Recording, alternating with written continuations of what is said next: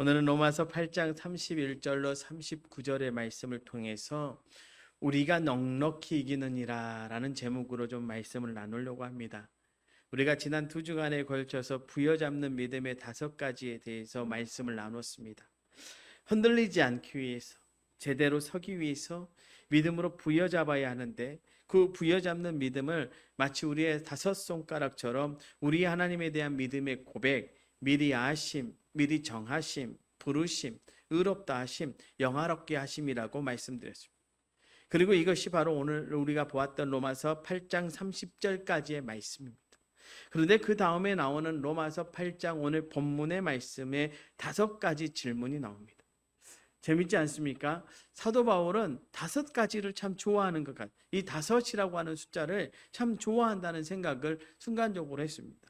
그 질문들을 살펴보면요, 다음과 같습니다. 31절에 보면 만일 하나님이 우리를 위하시면 누가 우리를 대적하리요? 32절에 자기 아들을 아끼지 아니하시고 우리 모든 사람을 위하여 내주시니가 어찌 그 아들과 함께 모든 것을 우리에게 주시지 아니하겠느냐? 33절에 누가 능히 하나님께서 택하신 자들을 고발하리요? 33절로 34절에 의롭다 하시는 하나님이시니 누가 정죄하리요? 35절에 누가 우리를 그리스도의 사랑에서 끊으리요? 라고 말합니다. 그러면 이 말씀은요, 실은 대답을 듣기 위해서 묻는 것이 아닙니다. 무언가를 강조하기 위해서 묻고 있다는 것입니다. 그것도 그냥 강조하는 것이 아니라 아주 사도 바울이 이 말씀을 전하면서 자기도 모르게 아주 격한 감정이 아마 올라왔을 것입니다.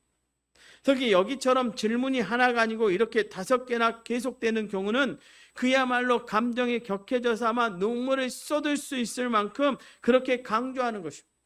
그냥 막 보십시오, 말씀을. 만일 하나님이 우리를 위하시면 누가 우리를 대적하리요? 자기 아들을 아끼지 아니하시고 우리 모든 사람을 위하여 내주시니가 어찌 그 아들과 함께 모든 것을 우리에게 주시지 아니하겠느냐? 누가 우리를 그리스도의 사랑에서 끊을 수 있으리요? 라고 말한다면 아주 사도 바울이 이 말씀, 이 편지를 쓰면서 자기도 모르게 막 격해지는, 아마 어느 사도 바울의 서신에서 보면 그 눈물 자국이 이 로마서의 그 편지에 그대로, 로마에 보낸 편지에 뚝뚝 떨어지면서 이 글을 쓰지 않았겠습니까? 그렇다면 사도 바울이 이렇게 격하게 자기의 온 힘을 다해서 이 편지를 보내고 이것을 말씀으로 전할 때 그 전한 이유가 무엇이냐 이것입니다. 그렇게 강조하고 싶었던 것이 무엇인가 하느냐, 그것은 바로 37절의 말씀입니다. 그러나 이 모든 일에 우리를 사랑하시는 이로 말미암아 우리가 넉넉히 이기느니라. 여러분, 그렇습니다.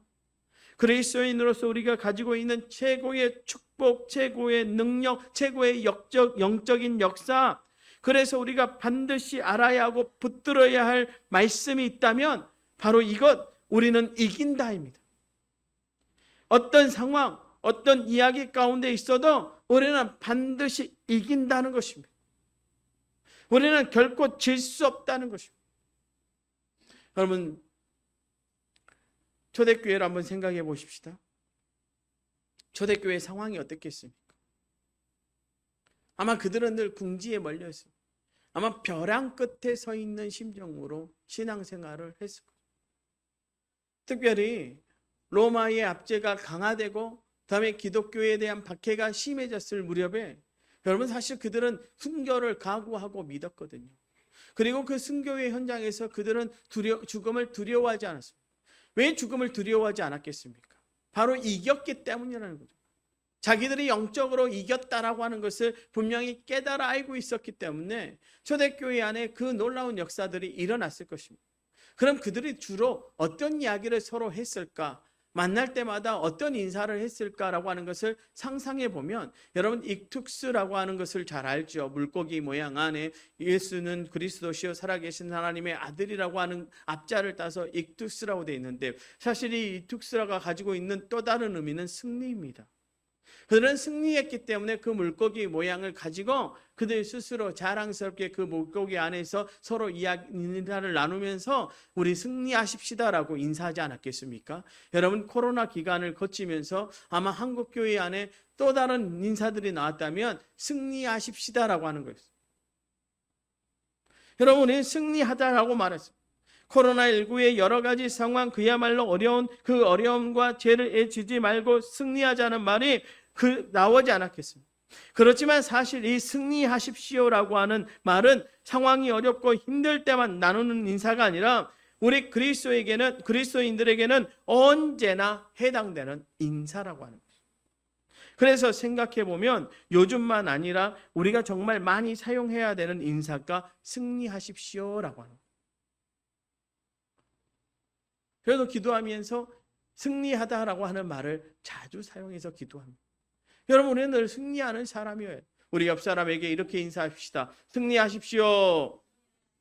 여러분, 승리하십시다.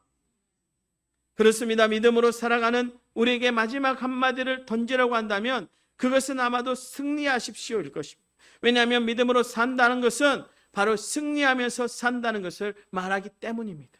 그래서 믿음의 사람은 이 세상에서 승리하는 사람입니다. 말씀을 보면 수많은 믿음의 사람들이 나옵니다. 그런데 그들의 공통점이 있습니다.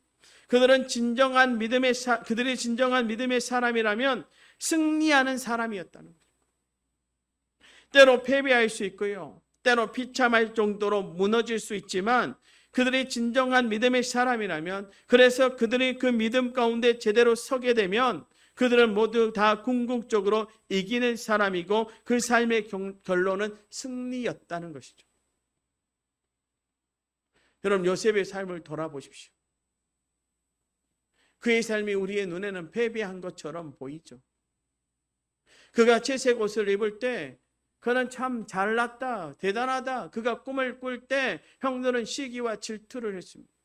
그래도 불구하고 채색 옷을 입었기 때문에 어느 누구도 건드릴 수 없었죠. 그런데 그가 아버지의 심부름으로 형을 만나러 갔던 현장은 비참한, 우리의 눈으로 볼 땐 패배의 현장이었습니다. 채색 옷은 벗겨졌고요. 채색 옷에는 짐승의 피가 묻어서 아버지에게 보여줬습니다. 그는 노예의 옷을 입어야 했고요. 그는 끌려가서 종의 옷을 입었습니다.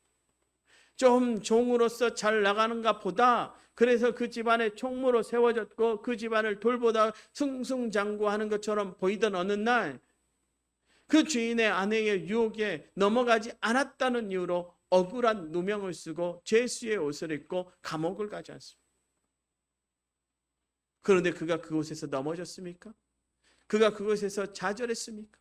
그가 그곳에서 실패했습니까? 그가 패배자로 우리 앞에 섰습니까? 아니라는 거죠. 하나님은 그 상황을 반전시키셔서 그를 결국에는 승리자로 세워주셨다는 사실을 저와 여러분이 날마다 기억하고 바라보는 말씀 아닙니까? 그러니 우리 모두가 승리하는 사람이 되어야 할 줄로 믿습니다. 종교개혁의 도화선이 됐던 이탈리아의 순교자 지르라모 사라보나롤라라고 하는 사람이 있습니다. 이 종교개혁을 주도한 마틴 루터도 이 사라보나롤리를 굉장히 크게 인정했고 큰 영향을 받았다고 고백할 정도로 영적인 영향력이 있는 사람입니다. 그는 당대 타락한 교회를 꾸짖었고 영적 각성 운동을 일으켰습니다. 그래서 정말 많은 사람의 존경을 받게 되자 교황이 그를 견제했고 결과적으로 그는 고문 끝에 교수형을 당하게 되었다고 합니다. 그의 형 집행이 이 피레네 광장에서 이루어졌습니다. 그런데 그때의 한 이야기가 있는데 아주 유명한 이야기. 형 집행자가 이렇게 말합니다. 교황의 대리인 내가 그대를 전투적인 승리의 교회로부터 추방하노라 라고 하면서 심판을 선언하자 이 사보나롤리라고 하는 사람이 이렇게 말했습니다. 나를 전투적인 교회로부터 추방할 수 있을지는 몰라도 승리의 교회로부터 추방할 수 없다라고 대응하면서 담당하게 사형을 당했다는 것입니다. 사실 저는 이 말, 승리의 교회로부터 추방할 수 없다라는 말이 무슨 뜻인지 처음에는 이해가 되지 않았습니다. 그런데 오늘 말씀을 보면서 그것이 이해됐습니다. 그렇습니다. 믿음의 사람은 그가 참 믿음 가운데 있다면 어떠한 상황에 있든지 이기는 사람이라는 거예요. 마귀가 싸움을 걸어올 수 있습니다. 그러나 절대로 우리를 이길 수는 없습니다. 우리가 믿음 가운데 있기만 한다면 말입니다. 그것을 사라모나 롤라는 아주 확신 있게 외치면서 사형을 당한 것입니다. 그러니 사랑하는 성도 여러분, 이것을 기억하십시오. 이것을 붙드십시오. 어떤 상황, 어떤 이야기 속에 있든지, 심지어 지금 사보나 롤라처럼 교수들 앞에 서 있는 상황이라 할지라도 이것을 기억하고 선포하고 붙들고 나아가십시오. 이것이 예수 그리스도, 우리를 위해 십자가를 지신 분, 그러나 죽으셨으나 다시 사신 부활의 주님을 나의 주님으로 믿고 고백한 사람들이 반드시 붙들고 나가야 할 핵심이며 중심 말씀입니다. 여러분, 우리는 승리자입니다. 우리는 승리할 수밖에 없습니다. 우리는 넉넉히 이기게 되었습니다. 그렇다고 한다면 우리의 믿음이 그것이 참다운 믿음이라면 적어도 이 세 가지에서는 반드시 이겨야 합니다. 먼저 우리의 제약된 본성을 이깁니다. 욕심이든 이기심이든 교만이든 무엇이든 우리의 죄악된 본성, 그것이 아무리 강하고 끈질기고 절대적인 것처럼 보여도 믿음은 그것을 반드시 이기는 것입니다. 그래야 믿음인 것입니다. 그리스도 예수의 사람들은 육체와 함께 그 정욕과 탐심을 십자가에 못 박았느니라. 이것이 우리의 믿음의 고백이고 역사이기 때문에 믿음은 우리의 죄악된 본성을 이긴. 제가 앞서 요셉의 이야기 해드렸죠. 여러분, 그냥 보디발 장군의 아내의 유혹에 넘어가버리면요, 여러분 그 집안 안에서는 승승장구하고 살아갈 것입니다. 그런데 그 유혹 중에 뭐라고 말해요? 당신과 나 사이에 하나님이 보고 있다. 여러분, 이것이 우리의 믿음의 고백인 것입니다. 우리의 죄악된 본성은 십자가에 못 박았습니다. 그러니 사람들이 보지 않아도 하나님이 보고 계시고 예수 그리스도가 그가 한 곳에 계신다는 사실을 저와 여러분이 늘 기억함을 통해 죄악된 본성을 이기는 승리자로 살아갈 수 있기를 부탁을 드립니다. 두 번째로 우리는 세상을 이깁니다. 여러분, 이 세상의 모든 사람이나 흐름, 관점이나 가치, 그리고 현실과 상황, 그것이 아무리 대단해 보이고 누구도 그것을 거부할 수 없는 것처럼 보여도 믿음이 세상을 이깁니다. 세상의 이론을 파하고 세상의 흐름을 거슬러 올라가고 현실과 상황을 이기면서 세상의 협박 앞에서 단호하게 서는 것입니다. 왜냐하면 이것을 너희에게 이르는 것은 너희로 내 안에서 평안을 누리게 하려 함이니라. 세상에서는 너희가 환난을 당하나 담대하라, 내가 세상을 이기었노라 라고 말씀하신 바로 예수 그리스도를 믿는 것이 믿음이기 때문에. 그리고 말씀에 분명히 뭐라고 말씀하십니까? 무릇 하나님께로부터 난 자마다 세상을 이기느니라. 세상을 이기는 승리는 이것이니 우리의 믿음이니라. 여러분, 우리가 믿음이 있다면, 우리가 예수 그리스도를 바로 믿는다면 저와 여러분은 세상을 이기는 사람입니다. 세상에서 아무리 힘들고 어려워도 우리는 그 세상을 이길 수 있습니다. 여러분, 이때에 우리는 다니엘을 바라. 다니엘이 무엇으로 이 세상을 이겼습니까? 믿음으로. 사자굴에 들어가는 것을 알아도 하나님을 붙드는 것이 승리임을 알았던 다니엘이 감사하며 담담히 사자굴에 들어갔지만 그 사자의 입을 막으시는 하나님의 은혜를 그곳에서 보았고 자기를 모함했던 사람들의 그 모함에서 승리할 수 있었던 것처럼 우리도 담대히 믿음으로 나아가면 이 세상을 반드시 이길 것입니다. 그 믿음으로 한 주간도 승리하십시다. 마지막으로 마귀를 이깁니다. 사단 마귀가 아무리 강하고 대단해 보여도 믿음은 마귀를 이깁니다. 마귀는 정말 교활합니다. 그리고 마귀는 정말 집요합니다. 그러면서 마귀는 세상과 우리의 제약된 본성을 이용해서 아주 강력하게 우리를 흔들고 들어와 무너뜨리려고 합니다. 그래서 마귀를 이기는 것은 거의 불가능해 보입니다. 그러나 분명한 것은 우리의 믿음은 마귀를 이깁니다. 왜냐하면 우리 주 예수 그리스도께서 이미 갈보리 십자가에서 마귀를 이기셨기 때문에. 그러므로 그 십자가의 믿음은 마귀를 반드시 이길 수 있습니다. 그런데 수많은 믿음의 사람이 그렇게 생각하지 않고 있다는 것이 문제죠.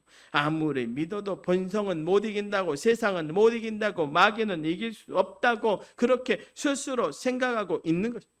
이것이 정말 안타까운 우리의 모습입니다. 이것은 정말 뿌리가 깊습니다. 그래서 정말 안타까운 것입니다. 그래서 사도 바울은 여기 로마서에서 특히 믿음을 선포하는 로마서 8장을 마무리하면서 이 말씀을 질풍노도처럼 강조하고 있습니다. 그리고 그것도 부족해서 오늘 말씀에 더 적극적으로 말씀합니다. 우리는 이긴다.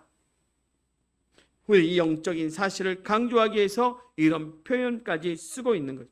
오늘 37절의 말씀을 다시 한번 보면 이렇게 말씀합니다. 그러나 이 모든 일에 우리를 사랑하시는 이로 말미암아 우리가 넉넉히 이기느니라. 넉넉히 이긴다고 말합니다.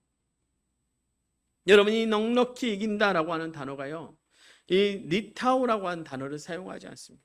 여러분, 결정적으로 이긴다, 확실하게 이긴다, 넉넉하게 이긴다는 의미의 히페르니카우라는 단어를 사용하고 있습니다. 사도 바울이 히페르니카우라는 단어를 그냥 사용한 것이 아니라 일부러 사용했습니다. 너희가 이기는 것이 이렇게 결정적으로 넉넉하게 이긴다라고 말씀하고 있는 것입니다. 우리가 이기는데, 아니 이미 이겼는데, 그런데 그것을 모르고 있으니까 너무나 속상하고 안타까워서 바로 이 단어까지 쓰고 있는 것입니다. 이긴다는 것을 반드시 알아야 하니까, 그것이 믿음이고 그것이 능력이니까, 그것이 우리 하나님의 사람의 모습이니까, 그래서 이렇게 강조된 단어까지 쓰고 있는 것입니다. 그런 측면에서 이 넉넉히 이기는 믿음은 의미하는 바가 그냥 쉽게 이긴다라는 말이 아니라 다음 세 가지로 볼 수 있습니다. 즉 믿음의 승리를 거두되 다음 세 가지 면에서 승리를 거두는 것이 바로 넉넉히 이긴다는 것입니다. 먼저 소중한 것을 결단코 잃어버리지 않고 이기는 것입니다. 여러분, 싸우다 보면요, 우리가 이런저런 피해도 보고 어려움을 겪을 수 있습니다. 우리의 본성 때문이든 세상 때문이든 마귀가 절대로 호락호락하지 않습니다. 그러나 우리의 믿음으로 이기는 것이라면 아무리 치열하게 싸우고 때로 이런저런 상처를 받아도요, 정말 소중한 것, 하나님이 주신 축복, 관계, 꿈과 비전, 그런 소중한 것은 절대로 잃어버리지 않고 반드시 지켜내는 것입니다. 이것이 바로 넉넉히 이기라는 말씀의 의미입니다. 두 번째로요, 아름다움을 결단코 잃어버리지 않고 이기는 것입니다. 여러분, 싸워 이겼다고 했는데 그것 때문에 마음이 무너지고 본성이 피폐해지고 사람이 독해지고 억세지고 추해지면 그것은 이긴 것이 아닐 수 있습니다. 그런데 싸우다 보면, 정말 힘들게 살아가다 보면 그야말로 자신도 모르게 피폐해지고 악해지는 것입니다. 그렇게 되면 그것은 이기는 것이 아니라 패배한 것입니다. 당할 만큼 당한 것입니다. 니체가 이런 말을 했더라고요. 괴물과 싸우는 사람은 그 싸움 속에서 스스로 괴물이 되지 않도록 조심해야 된다. 그런데 우리가 어때요? 싸우다 보면 우리도 모르게 그렇게 되는, 물론 그 니체가 말했던 말의 의미는 좀 다르지만 그 말 자체는 맞는 말인 것 같습니다. 넉넉히 이기는 그 의미는요, 이기되 그 아름다움을 결단코 잃어버리지 않고 이긴다는 의미입니다. 죄와 싸워 이기느라고 독해지고 각박해져서 처음 사랑을 버렸던 에베소 교회 같은 승리가 아니라 하나님의 사람의 그 아름다움을 결단코 잃어버리지 않고 이기는 것이 바로 넉넉히 이기는 거예요. 예를 들면 이런 거예요. 여러분, 교회가 뭐 갖고 싸워요? 참 정말 우습게도요, 여러분, 부부싸움도 어때요? 뭐 큰 거 갖고 싸웁니까? 쪼잔한 거 하나 갖고 싸우거든요. 아침에 밥을 차려줬니 안 차려줬니 갖고 싸워요. 사실 저희 아버지가 오늘 이제 제 친아버지가 이제 돌아가신 기일입니다. 그래서 어제 이제 가족들이 잠깐 모여서 이런저런 얘기 나누다가 저희 어머니가 제가 어렸을 때부터 음식에 예민했다고 말씀하시면서 하시는 말씀이, 이제는 예민하면 안 된다. 아내가 안 차려주면 네가 차려 먹고, 아내가 똑같은 거 내놔도 똑같이 먹어라. 제 어렸을 때 기억에 제가요, 아침에 먹었던 국을 점심에 먹은 적이 없고요. 점심에 먹은 그 국을 저녁에 먹은 적이 없고요. 그래서 우리 어머니가 얼마나 힘들게 저를 키웠겠습니까? 우리 장모님 웃으시잖아요. 그 정도로 예민했거든요.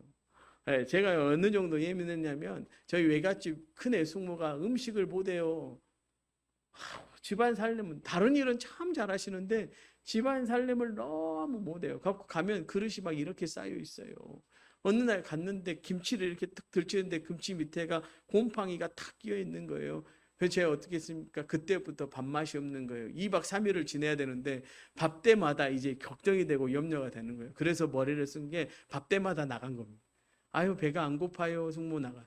나가서 어떻게 슈퍼 가서 빵 사 먹고 들어가서 밥 먹 괜찮다고 하고. 제가 그런 이렇게 예민했던 사람인데요.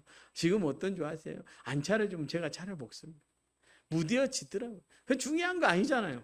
살아보니까 별로 그 중요한 거 아니에요. 안 차려주면 내가 차려 먹으면 되고 또 어쩔 때는 가서 아양 떨면서 아이고 맛있는 거 안 해준가 하고 하면 또 차려주더라고요. 우리 사모가 굉장히 저랑 살면서 고생하고 있습니다. 여러분들 위로를 많이 해주십시오. 당신가 저런 목사님 남편하고 산이라고 고생한다고. 그런데 그게 중요한 거 아니거든요. 근데 우리는 그 중요하지 않는 것 같고 싸우고 막 싸우면서 서로 저주하면서 네 보내 안 보내 하고. 근데 교회도 그러거든요. 야, 이번에 떡을 하는데 가래떡을 할래? 찹쌀떡을 할래? 찹쌀떡이면 어떠고 가래떡이면 어떠고. 그게 진리는 아니잖아요. 정말로 우리가 싸우고 이겨야 할 것은 진리에 대한 거예요. 여러분, 누가 우리를 보면서 야, 너는 그리스도인답지도 못하게 산다 그러면 우리는 그리스도인답게 살도록 우리의 영적인 싸움을 해나가야 되는 거예요. 그래서 그 사람이 볼 때 야, 저 사람은 정말 믿는 사람이라고 보여줄 수 있는 그 정도의 믿음의 전투를 우리는 감당해야 돼요.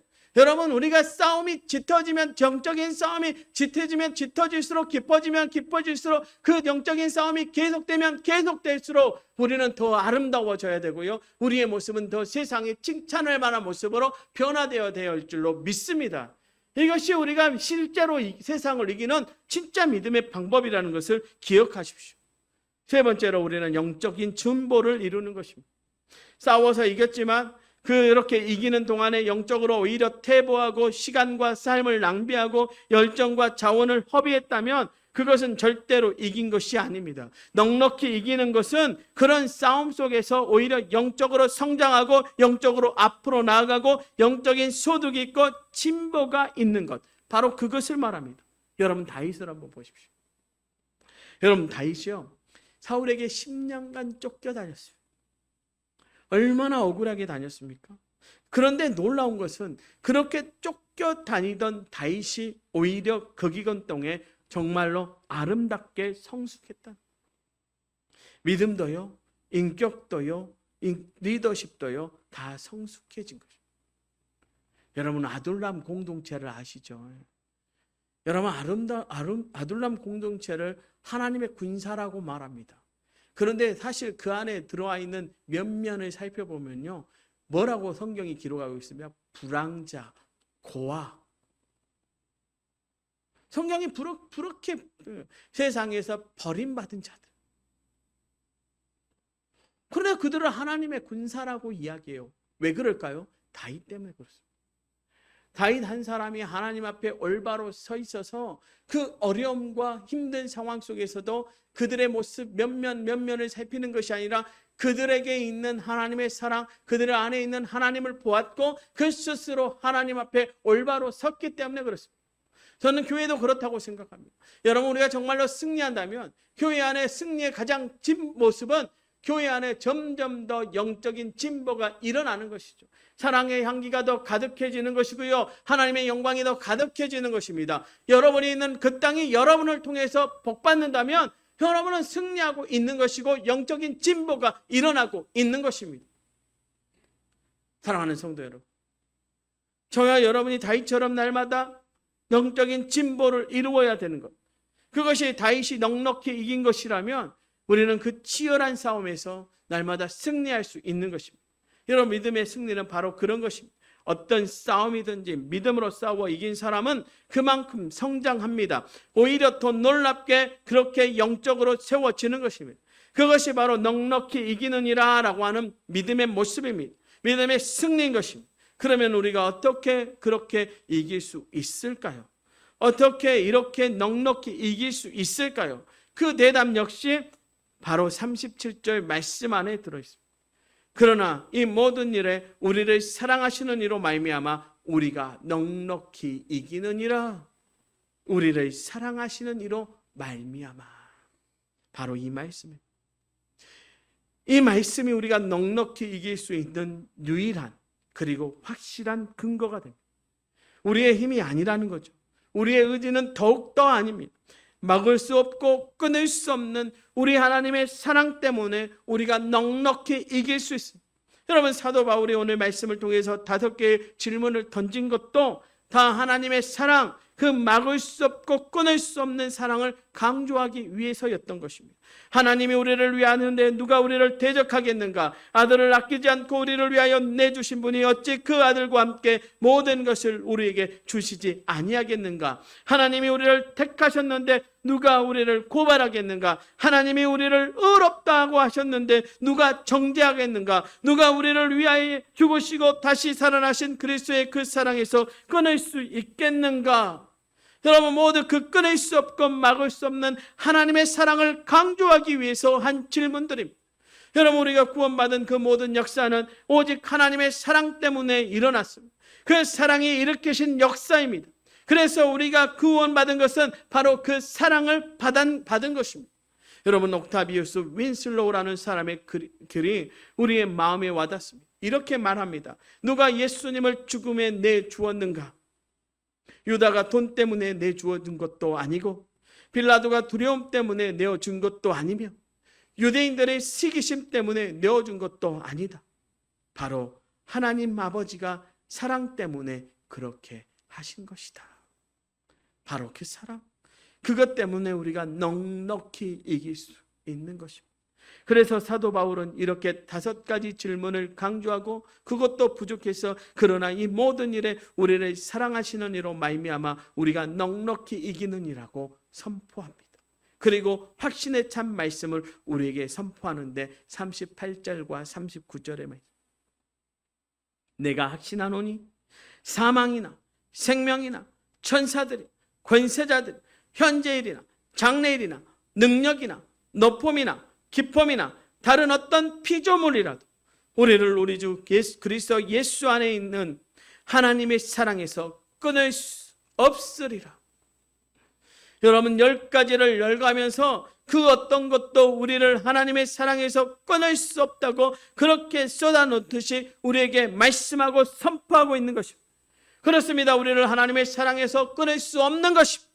절대로 어떤 것도, 어떤 상황도, 어떤 죄악도, 어떤 실수도, 어떤 이야기도 우리를 우리 주 예수 그리스도 안에 있는 하나님의 사랑에서 끊을 수 없습니다. 그래서 우리는 그야말로 넉넉히 이깁니다. 세상이 만만치 않습니다. 그야말로 우리는 이 세상 속에서 당황하면서 낙심하고 우왕좌왕할 때가 많습니다. 그렇지만 이런 세상에서도 분명히 제가 말씀드릴 수 있는 것은 우리가 믿음의 사람이라면 우리가 이깁니다. 그것도 넉넉히 이깁니다. 그냥 호기롭게 말씀드리는 것이 아닙니다. 막연하게 여러분을 희망 고문하는 것도 아닙니다. 왜냐하면 우리 하나님의 그 사랑 때문입니다. 저는 그 사랑을 믿습니다. 여러분이 하나님의 자녀라면, 우리가 하나님의 자녀라면 당신의 자녀들을 향해 막을 수 없고 끊을 수 없는 그 사랑을 우리는 믿습니다. 그래서 우리는 이 세상에서 어떤 상황에서도 넉넉히 이깁니다. 사랑하는 독초 동북교회 성도 여러분, 기억하십시오. 늘 기억하십시오. 그리고 그렇게 사십시오. 이 한 주간, 아니 여러분의 믿음의 여정을 걸어가는 동안에 이 말씀이 여러분의 귓가에서 여러분의 삶에서 떠나지 않기를 소망합니다. 그러나 이 모든 일에 우리를 사랑하시는 이로 말미암아 우리가 넉넉히 이기느니라. 여러분, 이 한 주간도 우리를 넉넉하게 이기게 하시는 그 사랑하시는 일을 그 은혜로 말미암아 승리하는 우리도 초동목교회 귀한 성도들 되시기를 주님의 이름으로 축원합니다.